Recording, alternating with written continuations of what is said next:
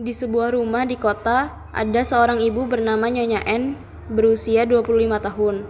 Nyonya N mempunyai seorang bayi perempuan berusia 3 bulan yang bernama Amel. Nyonya N belum mempunyai cukup pengetahuan mengenai tumbuh kembang bayi dan sehat jiwa pada bayi. Ia bingung apakah bayinya sudah bertumbuh kembang dengan baik atau belum. Nyonya N memutuskan pergi ke puskesmas untuk melakukan konseling tentang tumbuh kembang bayi dan sehat jiwa pada bayinya. Assalamualaikum. Waalaikumsalam. Perkenalkan Bu, nama saya Ine. Ada yang bisa saya bantu? Iya sus, nama saya Nyonya N. Saya mempunyai anak berusia 3 bulan, namanya Amel. Di sini saya datang ingin mengetahui tentang tumbuh kembang anak saya, apakah sudah sesuai dengan usianya atau belum. Baik Ibu, untuk kontrak waktunya kurang lebih 10 menit ya Bu. Tujuannya untuk mengetahui tentang perkembangan stimulasi dan sehat jiwa anak Ibu. Baik suster. Baik Ibu, sebelumnya anak Ibu harus diukur panjang badan dan suhunya dulu ya Bu.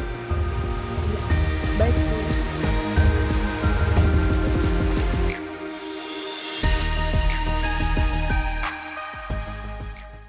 Ibu bisa baringkan bayinya. Baik sus. Saya ukur tinggi badan dan suhunya ya Bu. Baik sus.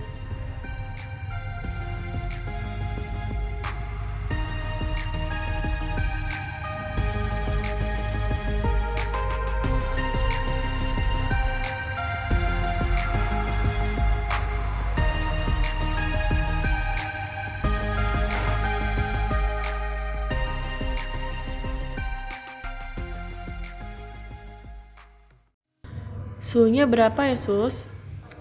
Suhunya normal ya Bu, 36,5 derajat Celcius. Kalau tinggi badannya berapa ya sus? Tingginya 55 ya Bu. 55 cm ya Bu.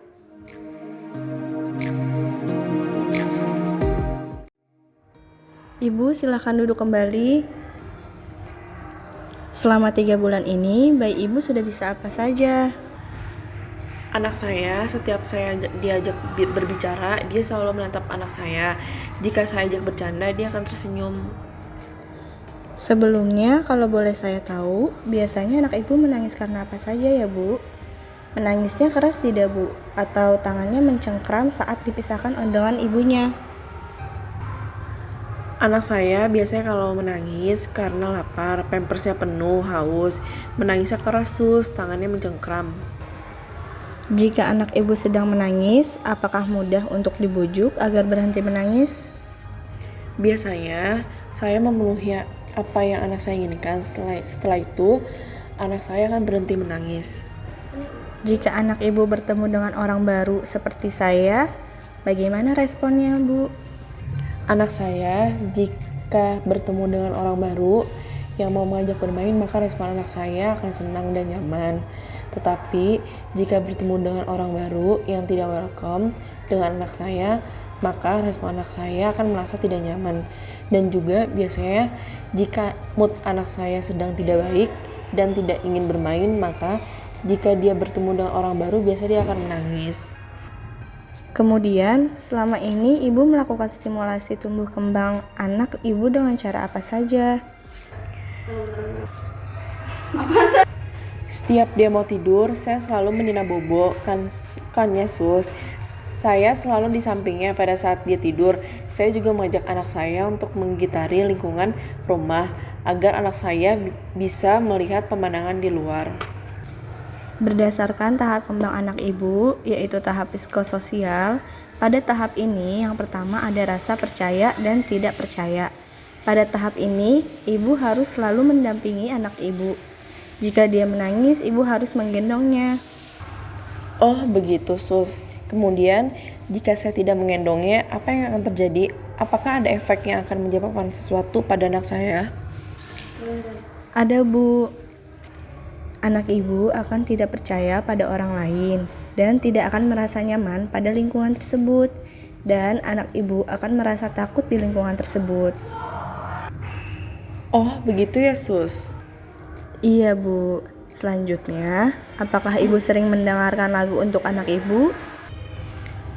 Iya, sejauh ini anak saya suka mendengarkan musik. Terkadang jika saya menyetel lagu, respon anak saya akan bergumam seperti ikut menyanyi, dan terkadang anak saya juga suka menggerakkan badannya seperti bertepuk tangan atau menggerakkan kakinya. Dan terkadang jika saya dirikan di pangkuan saya, anak saya juga ikut jingkrak-jingkrak. Bagaimana respon anak ibu jika anak ibu dipanggil? Respon anak saya terkadang menoleh jika dipanggil, tetapi jika dia sedang bermain dan fokus pada satu objek, maka terkadang anak saya tidak menoleh, dan biasanya saya akan menepuk dia dan memanggil namanya. Bagaimana respon anak ibu jika diberikan mainan? Anak saya jika diberikan mainan baru dari orang lain, biasanya dia langsung menerima, tetapi terkadang suka dilempar atau diambil kembali. Terkadang anak saya memasukkan mainannya ke dalam mulut. Apakah itu tidak apa-apa, Sus? Tidak apa-apa, Bu. Apakah ibu pernah melampiaskan kekesalan atau kemarahan ibu pada bayi? Tidak pernah, Sus. Baik, Ibu. Sebelumnya saya akan menjelaskan fase selanjutnya, yaitu ada psikoseksual. Pada fase ini, bayi melakukan stimulasi yang bertujuan untuk peka pada mulutnya, sehingga dia sering memasukkan benda ke dalam mulutnya. Oh, begitu ya, Sus. Selama ini saya selalu melarang pada saat dia memasukkan sesuatu ke dalam mulutnya. Baik, Ibu. Saran saya, Ibu jangan melarang anaknya ya, Bu. Ibu harus menjaga kebersihan lingkungan anak Ibu agar bayinya nyaman dan aman. Kemudian, Ibu harus membersihkan tangannya. Oh, begitu. Baik, Sus. Saya akan melakukannya. Baik, Ibu. Apakah ada hal lain yang ingin ditanyakan? Tidak ada, Sus. Saya sudah mengerti. Baik, perkembangan anak Ibu sejauh ini masih dalam tahap normal ya, Bu. Saya rasa pertemuan kita cukup sampai di sini dulu ya, Bu. Nanti kita akan bertemu di pertemuan selanjutnya untuk memantau kembali perkembangan anak Ibu. Baik, terima kasih, Sus.